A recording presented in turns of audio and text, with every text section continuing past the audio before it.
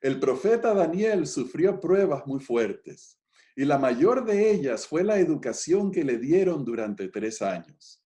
El currículum estaba diseñado para cambiarle su nombre, su masculinidad, su forma de comer, sus hábitos de oración y su Dios. En otras palabras, querían robarle su identidad como judío y siervo de Jehová para convertirlo en babilonio y siervo del rey Nabucodonosor. Y era una tentación muy fuerte porque le hubiera permitido a Daniel recuperarse de sus pérdidas materiales y le hubiera asegurado tener poder e influencia en Babilonia. Pero si Daniel hubiera aceptado esa educación, habría apostatado de su fe en Dios. Pero Daniel sabía cómo mantenerse fiel al Señor. Este es el estudio de hoy. No se retiren, que ya regresamos.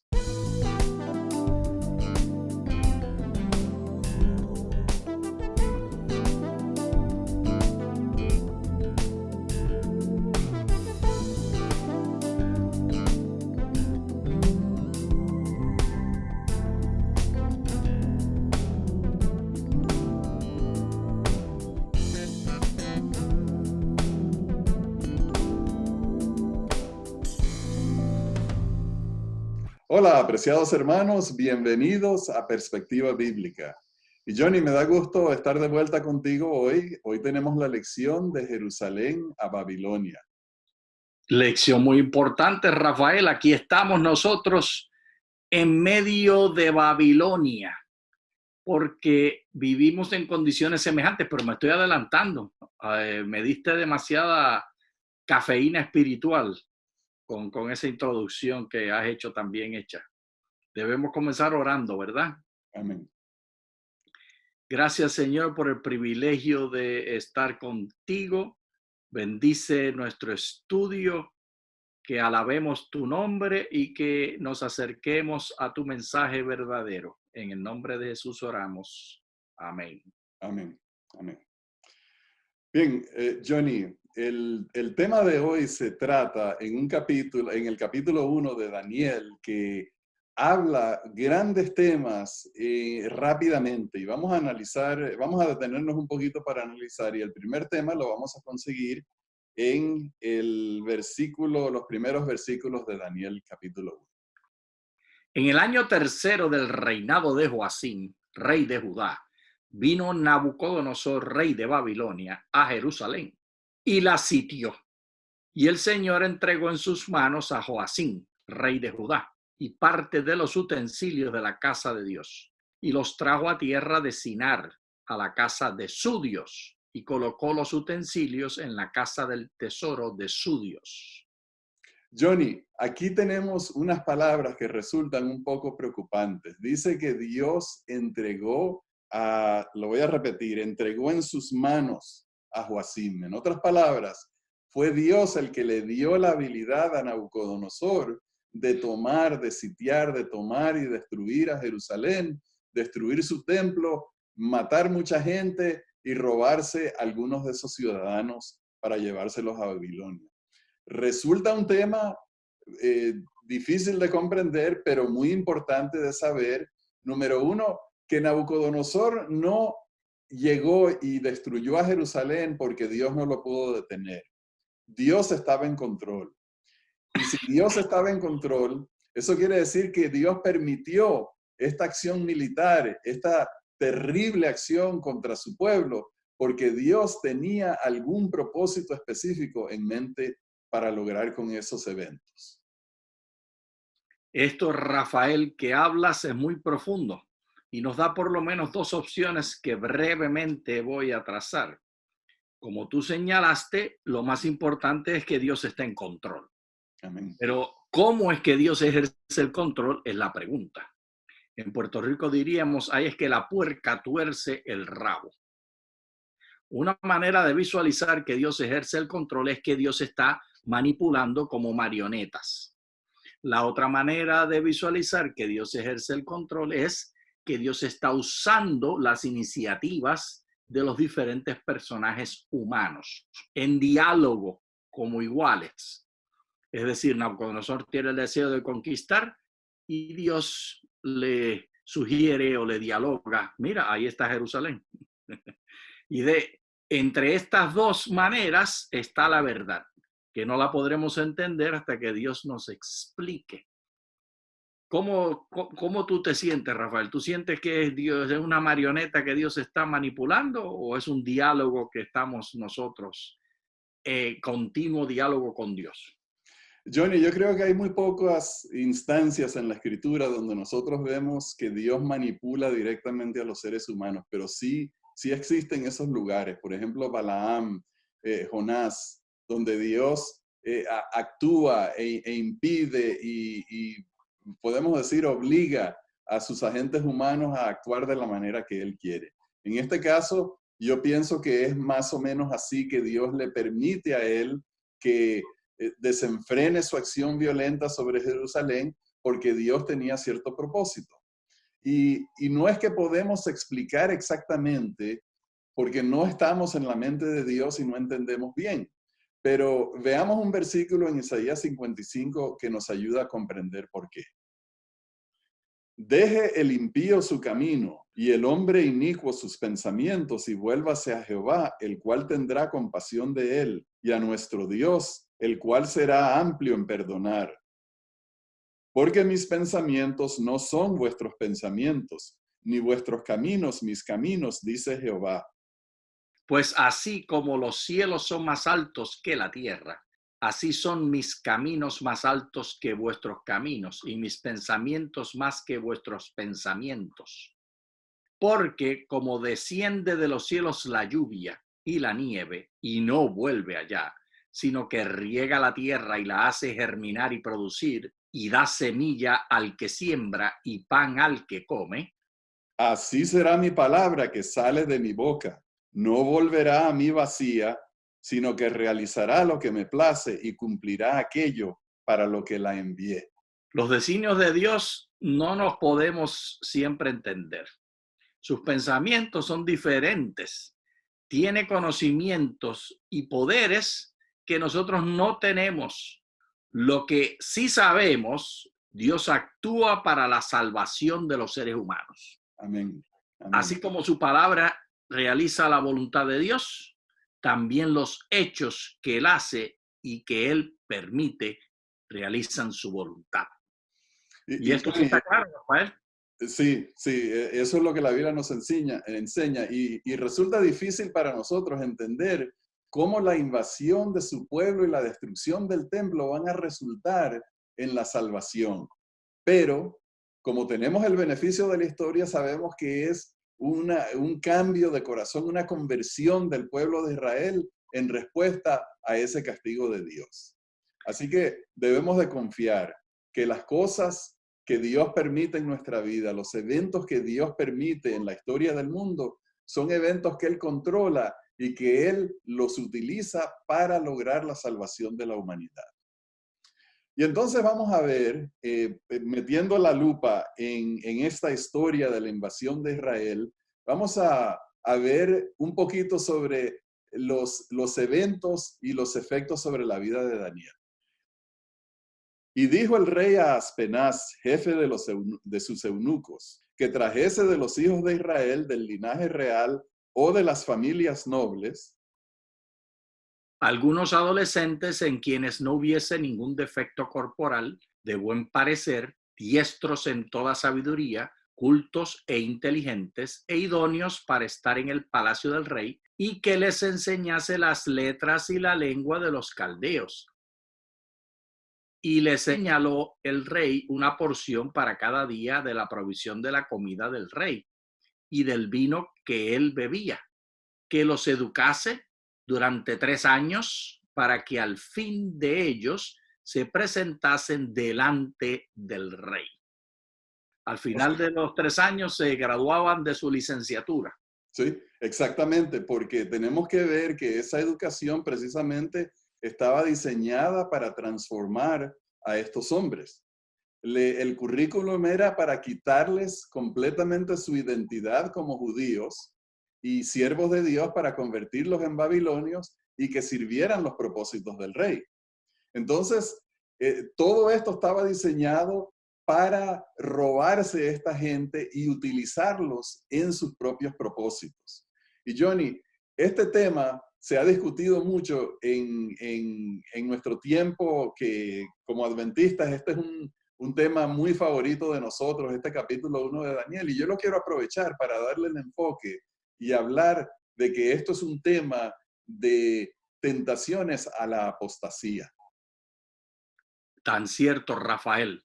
Tentaciones que recibieron estos jovencitos que eran muchachos de 17 a 19 años, que habían sido tomados como prisioneros y ahora se les ofrece toda clase de ventajas para la coerción, porque la peor apostasía y la tentación hacia ella no es la que viene con un machete, es la que viene con un banquete.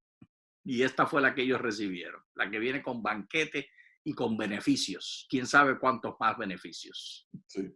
Ahora, Johnny, cuando miramos a este tema desde el punto de vista de la apostasía y ponemos a un lado el tema de la comida para mirar este punto más amplio de que toda esta educación era para dirigirlos hacia perder su fe y colocar su fe y entregarse al rey, entonces vemos que este tema de la apostasía es un tema que se cubre en la Biblia en muchas partes. Y vamos a ir a Tesalonicenses para ver lo que se dijo allí.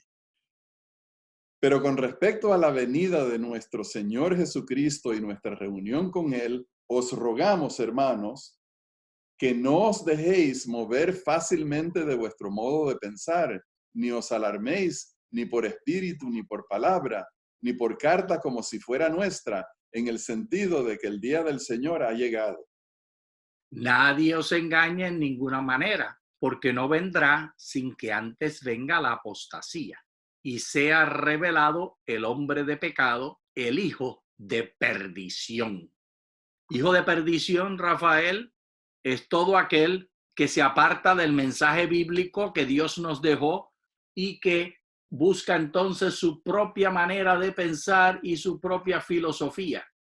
Nosotros siempre hemos de estar anclados en la escritura. La Biblia nos fue dada, la Biblia nos ha sido legada a nosotros, la santa palabra de Dios, como la manera que es el ancla firme, en terreno firme, y fuera de ella nos lleva a la apostasía. Así que esto es un llamado al estudio cuidadoso, Rafael. Sí, Johnny, bueno, nosotros leemos que venga el tiempo de la apostasía o venga la apostasía. Nosotros hemos visto eso históricamente a través de la historia de la iglesia cristiana y estamos viviendo en tiempos de gran apostasía. Hemos comentado muchas veces acerca de lo que hemos visto dentro de la misma iglesia adventista de muchas personas abandonando la fe. Y quiero mostrar una estadística para hacerlo claro que esto es un fenómeno que se está viendo no solamente en la iglesia cristiana en general, aquí en los Estados Unidos, sino en la sociedad. En esta estadística del Pew Research Center vemos varias cosas, Johnny. Fíjate, en la parte de abajo vemos que estas estadísticas van desde el año 2007 hasta el año 2019. Y en la parte de arriba vemos que en el 2007, 51% de las personas encuestadas se reportaban como protestantes, pero ahora, hacia el año 2019, solamente 43% de las personas. Y esta delimitación está circunscrita a Estados Unidos, pero es una proyección de lo que está ocurriendo globalmente. Y la Iglesia Católica, Apostólica y Romana, que antes era el 24%, ahora es el 20%. Y los que sí están aumentando son los que indican que no son nada en particular, que en inglés le llaman los noners, que no tienen ninguna afiliación. Antes eran el 12% y ahora son el 16%. Y los agnósticos, que antes eran un 2% y ahora son hasta un 5%, dependiendo la medida que usemos. Estos dos grupos son los que no se identifican con creencias religiosas o que abiertamente dudan la existencia de Dios. Y es lo que tú denominaste muy claramente como apostasía. Pero Rafael, debemos recordar que el libro de Apocalipsis nos habla de otra clase de apostasía. La apostasía que también está ocurriendo de los que se quedan dentro de las iglesias cristianas, sin embargo, son ni fríos ni calientes, sino tibios. O sea que la situación es aún peor, pero por Exacto. lo menos podemos decir que hay gente afuera que está buscando a Dios y Dios los reconoce y Dios los va a traer al hogar.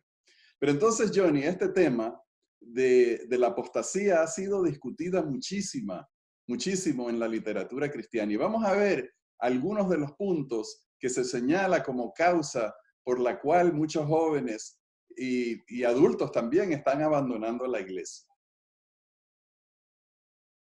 Por ejemplo, está la parte del descuido de la religión y la enseñanza en el hogar. O sea, que se atribuye el abandono de los jóvenes a la iglesia porque no se les enseñó bien en el hogar. Luego tenemos las iglesias frías, que lo que hacen es condenar y oprimir a los creyentes en vez de ser un lugar amable y ferviente donde se da la bienvenida a todos. Por tercero, tenemos las iglesias que están estancadas en la antigüedad. Y esto, Rafael, resulta muy peligroso porque es muy romántico pensar que lo que hacíamos, especialmente los inmigrantes como tú y como yo, lo que hacíamos en Venezuela o en Puerto Rico, en Panamá o en Cuba, era lo correcto y lo puro. Y todo lo que ocurre en Estados Unidos, en nuestras iglesias hispanas, que no refleje aquellas condiciones de cuando inmigramos, es pecado. Muchas iglesias están estancadas en lo antiguo. Y hay 3 razones más. Falta de servicio y justicia social. Este es un grave problema porque los millennials no les interesa que escuchar declaraciones bíblicas basadas en que son la verdad y nada más. A ellos les interesa ver cómo la verdad se manifiesta con pies y con manos, no simplemente con lengua. ¿Qué estamos haciendo en el mundo? Las atracciones del mundo, obviamente, son la forma más tradicional de la tentación. Fue con la que sucumbieron los israelitas cuando Balaam los maldijo y cayeron en el pecado de la sexualidad promiscua. Y la última, el auge de culturas seductivas en los medios sociales, que fácilmente se vuelve una neblina frente a los ojos y las personas son como magia satánica, imbuidos en la mentira y en cosas que no tienen nada que ver con la verdad. Y pueden ser inclusive temas buenos, Rafael. Sí, sí, exactamente. Yo creo que una de las cosas más seductoras en la sociedad es que no condenar nada, no tener estándar de nada, sino que libertad y dejar a la gente en paz, que haga su cosa y vivir en paz y no condenar a nadie. Y no es que estoy llamando a que condenemos a la gente, pero el tema de que nosotros como cristianos tenemos estándares como la pureza sexual, la pureza en el idioma, o sea, en hablar cuando hablamos con las personas, de no hablar vulgarmente, no hablar groseramente, de hablar con amabilidad. Todas esas cosas parecen agradables de no tener reglas y no tener, no estar bajo la opresión de ciertos estándares. Y esas cosas atraen, pero en realidad necesitamos estándares que nosotros conocemos como las enseñanzas de Dios. Ahora, Johnny, perdón, bueno, iba a regresar al tema de Daniel, porque todas estas cosas se han utilizado como explicación para ayudarnos a entender por qué la gente está dejando de ir a la iglesia. Y cuando nosotros miramos a Daniel en este capítulo 1, vemos a un hombre que vio a su nación destruida, vio a su templo destruido, vio que robaron todas las cosas del templo y se las llevaron a Babilonia y las utilizaban para celebrar su victoria y burlarse de Dios. Lo castraron seguramente, le cambiaron su nombre, perdió todo lo que tenía, su familia, y ahora estaba en un país extraño. Y la única salvavidas que parecía que él tenía era la posibilidad de ganar favor e influencia en la corte del rey de Babilonia. Si había alguien que tenía excusa Dejarse apostatar, llevar. era Daniel, pero Daniel no apostató. Entonces, nosotros tenemos que mirar de nuevo a todas estas cosas. En realidad la gente apostata porque alguien viene y los mira mal en la iglesia. Ay, me voy de la iglesia porque a mí me miran mal aquí. Y yo he oído a decir personas que no les gusta que la iglesia es fría. O se van de la iglesia porque hay mensajes más bonitos en YouTube. Yo creo que para Daniel, él se hubiera reído de YouTube y se hubiera reído de personas que lo hubieran maltratado en la iglesia, lo hubieran mirado mal y hubiera dicho, mira, yo he visto cosas peores que esa, así que eso no me impresiona. Y entonces, lo que yo quisiera hacer es ver algunos de los versículos en estos 8 minutos que nos quedan de lo que la Biblia dice acerca de la apostasía. Buena idea. Y esta es la condenación, que la luz vino al mundo y los hombres amaron más las tinieblas que la luz, porque sus obras eran malas. Porque todo aquel que obra el mal aborrece la luz y no viene a la luz para que sus obras no sean redargüidas. Aquí tenemos la clave. Vivir en la luz que es Jesús. Ser como la luna que refleja la luz del sol. La luna única y exclusivamente refleja la luz del sol, supeditado a una directa conexión. Tiene que haber una línea recta. Por eso es que la luna tiene sus diferentes fases, porque hay oportunidades cuando no está mirando al sol directamente, porque está escondida entre la tierra, está en el medio de la luna y el sol. Así somos nosotros, Rafael. La tierra resulta ser las tentaciones, todas las cosas que hablamos anteriormente. Y la única manera de mantenerse fieles es, como la luna, estar siempre buscando al sol para reflejarle. Y resulta que esta metáfora es efectiva, porque sabemos que vamos a tener momentos en que vamos a fallar, pero la luna siempre busca de vuelta estar en luna llena, mirando con reflejo directo al sol. Eso es lo que yo le pido a Dios. Rafael, y una cosa interesante que menciono brevemente es que cuando nosotros, como Daniel, estamos en tentaciones y en posiciones que hemos perdido todo lo que tenemos, a veces es porque hemos orado, Señor, yo no sé lo que es bueno para mí, me entrego a ti, haz tu voluntad en mí. Yo no sé si tú haces esa oración, yo hago esa oración. Y el Señor me ha sorprendido en variadas oportunidades donde responde la oración quitándome cosas que yo quiero y poniéndome en circunstancias que yo no buscaba. Y me parece que esto es algo semejante a lo que le ocurrió a los israelitas. No sabemos cuántos de ellos estaban orando, Señor, guíanos. Y el Señor guía, inclusive en momentos cuando nos lleva de Jerusalén a Babilonia. Bueno, vamos a ver el siguiente pasaje en Primera de Timoteo. Pero el Espíritu dice claramente que en los últimos tiempos algunos apostatarán de la fe, escuchando a espíritus engañadores y a doctrinas de demonios. Esos demonios, Rafael, están siempre buscando cómo engañarnos. Y lo hacen, según nos señala Timoteo y Tesalonicenses, apareciéndose como ángel de luz. Inclusive al Señor Jesús lo imitarán en su segunda venida. El demonio tiene la capacidad de engañar de una manera bien amplia. Y la única manera de estar firme es continuamente como la luna, buscando la luz del sol, que es Cristo Jesús. Y esto se hace a través del estudio de la Biblia. Esta porción del programa de Perspectiva Bíblica ha sido patrocinado por la Biblia. Y Ah, Johnny, uno de los espíritus engañadores que parece que cobra más auge cada día es el de la evolución, donde eh, la gente vende, en las universidades vendemos la evolución como la causa de la existencia del mundo y que creer en un ser todopoderoso que es Dios es una locura. Y ellos no se dan cuenta, la gente que está aceptando esto, que están creyendo que todo lo que existe vino de la nada, se creó a sí mismo y que no hay un Dios, sino que, ¡boom!, explotó algo y salió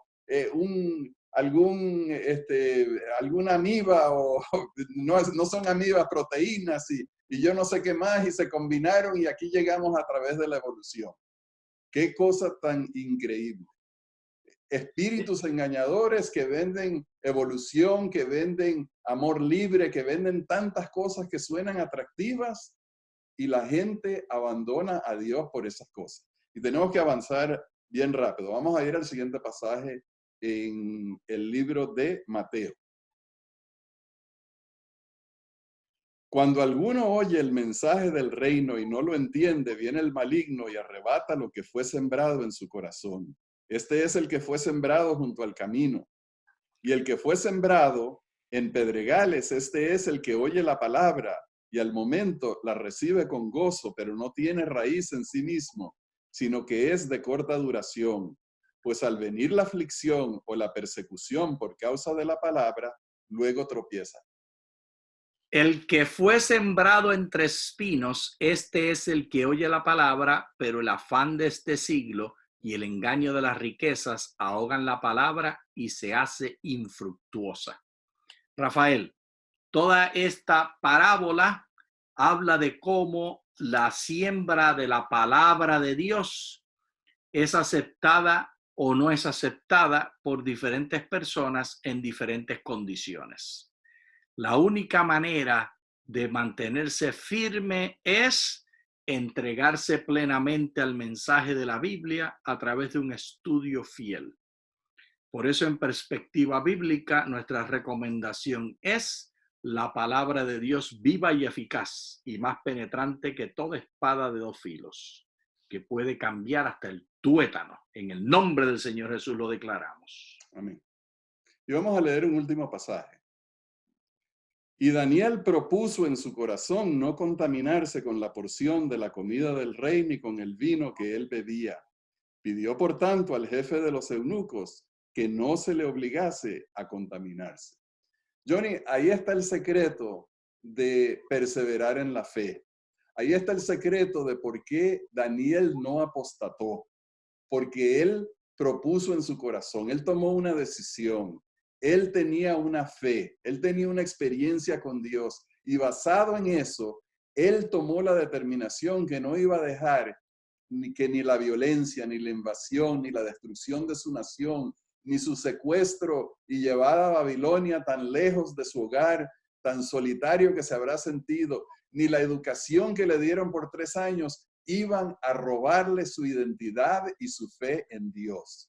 Y yo creo que una de las cosas que nosotros necesitamos hacer más énfasis es el tema o el lugar de la disciplina propia, la entrega personal, del propósito que nos hagamos de serle fieles a Dios, de que nuestra fe no dude. Muchas pruebas vendrán y muchas personas serán zarandeadas, pero ninguno de nosotros tenemos que caer, ninguno de nosotros tenemos que ser destruidos, porque Dios es nuestra ayuda y Dios es nuestro socorro. Debemos proponernos en nuestro corazón serles fiel a Dios. Y con este Amén. pensamiento llegamos al final de este programa. Les agradecemos por habernos acompañado y les deseamos muchas bendiciones de Dios. Muchas gracias.